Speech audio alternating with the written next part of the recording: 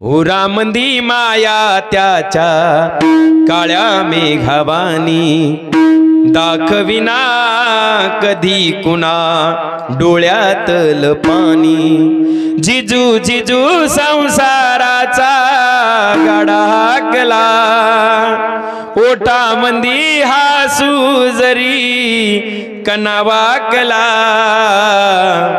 घडीभर तू थांब जरा ऐक त्याची धापर लय अवघड हाय गड्या उमगाया बापर उमगाया बापर। जगात सगळं काही मिळतं मायबाप, एकदा का मायबाप आम्हाला सोडून गेले ना पुन्हा कधीच मिळत नाही हो। अरे आई म्हणजे काय असते? गोठ्यातली गाय असते, वासराची माय असते, लंगड्याचा पाय असते, दुधावरची साय असते, आई असते शिदोरी। जोपर्यंत आहे ना तोपर्यंत तिची किंमत कळत नाही मायबाप। अरे आई काय करते? 9 महिने 9 दिवस दगडासारखं ओझ या पोटामध्ये वागवते, हाताचा पाळणा करते मायबाप, या नेत्राचे दिवे करते, 32 धारा दुधाच्या पाजणारी आईच असते। अरे त्या लेकरानं अंथरून ओलं केलं ना त्या ओल्या जागेवर स्वतः निसते हो आणि त्याला कोरड्या जागेवर टाकते। त्याचं जर दुखायला लागलं तर रात्र रात्र मिठाच्या पट्ट्या त्याच्या मस्तकावर देणारी आईच असते। पण ज्याची आई गेली ना त्याला तिची किंमत विचारा।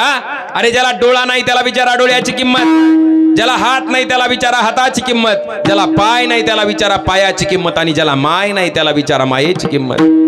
सबसे बड़ी है माँ पगले सबसे बड़ी है माँ, माँ से बढ़कर कोई नहीं है वो देती है दुआ, पगले सबसे बड़ी है माँ। अरे आई जर जीवनामधून निघून गेली ना या जगाचे या संसाराचे तुम्ही राजे जरी झाला तरी मायेच्या प्रेमासाठी तुम्ही भिकारी होता मायबाप। स्वामी तिन्ही जगाचा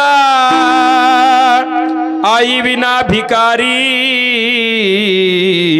आई विना भिकारी।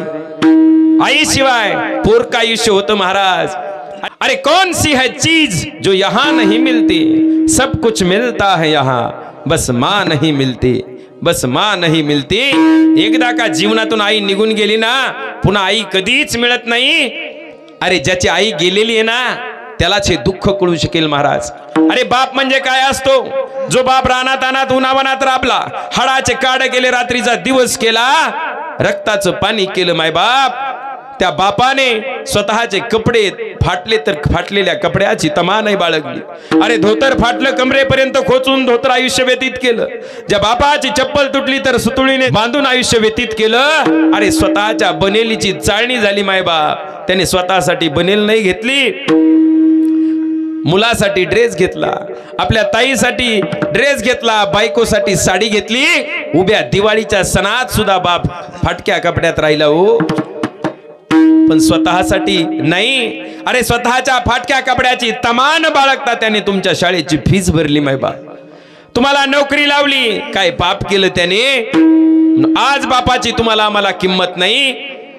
तो बाप एक पोत्यावर आई एक पोत्यावर वाटून घेतली, आई बसली धाकल्याच्या ओट्यावर, वडील बसले थोरल्याच्या ओट्यावर, टुकू टुकू एकमेकाकडे बघतात मायबाप। काही बोलायला जातील तर सुना म्हणतात म्हातारे झाले तरी चुगल्या करायचं सोडलं नाही, आणि ते म्हातारं टुकू टुकू बघत, चोरी झाली तुला बोलण्याची, लाज वाटे मला सांगण्याची।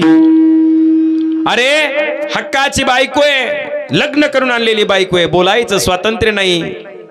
अहो तो म्हातारा म्हणतो अगं 4 पत्राची खोली होती, 4 पत्राच्या खोलीमध्ये 4 मुलं लहानाची मोठी केली, पण आज त्या 4 मुलांच्या 4 बंगल्यामध्ये एकाही कोपऱ्यात मायबापाला सन्मानाचं जगणं नाही।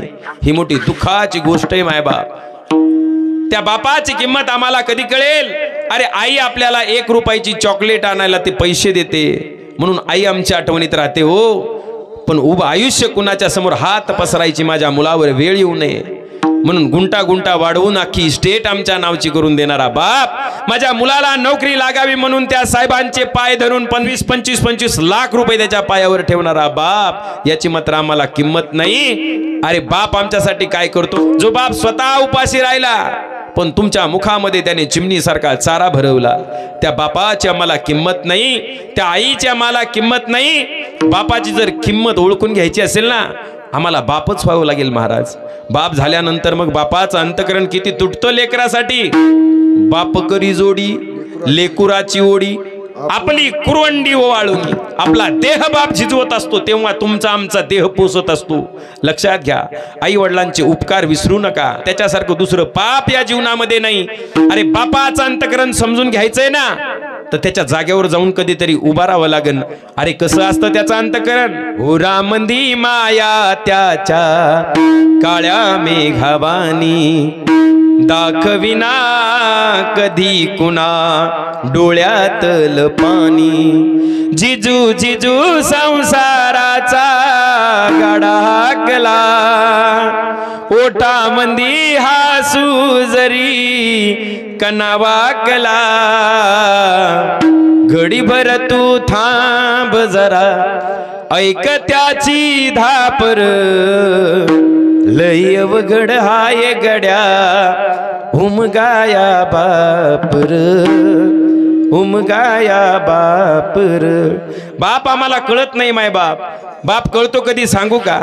एकदा जीवनातून बाप आमच्या निघून गेला ना, मग बाप कळतो जेव्हा आपल्या शेजारचे काका समोरून आलेले असतात आणि त्यांची मुलं त्यांना बाबा बाबा म्हणून हाक मारतात ना, आणि मग तेव्हा आम्हाला आमचे बाप आमच्या जीवनात आता राहिला नाही याचं दुःख वाटतं महाराज। आणि मग कुणीतरी जवळ येतं, आमच्या डोळ्यातले अश्रू पुसतं, आणि मग आम्हाला बापाची आठवण होते। माझ्या डोळ्यातली आसव कुणी मायानं पुसताना, माझ्या डोळ्यातली आसव कुणी मायानं पुसताना, उरी हुंद का दाटतो या गोष्ट बापाची सांगताना। त्याच्या फाटक्या सदऱ्याला किती ठिगळ जोडलेली, उभ्या आयुष्याला त्यानं कशी कातर लावलेली। मला कस तरी होत या कुणी बाबा म्हणताना, उरी हुंद का दाटतो या गोष्ट बापाची सांगताना। बाप एकदा का जीवनातून निघून गेला ना, मग त्याची किंमत कळते। कीर्तनातील सर्व जरी नाही कळालं तरी विनंती आहे माझी इथं बसलेल्या सर्व बापांना की आपल्या आईवडिलांना जोपर्यंत जिवंत आहेत ना, तोपर्यंत त्यांची सेवा करा। एकदा का आईवडील निघून गेले ना, मग त्यांच्या नावाने हजार लोक जीव घालण्यात काही उपयोग नाही हो, काही उपयोग नाही।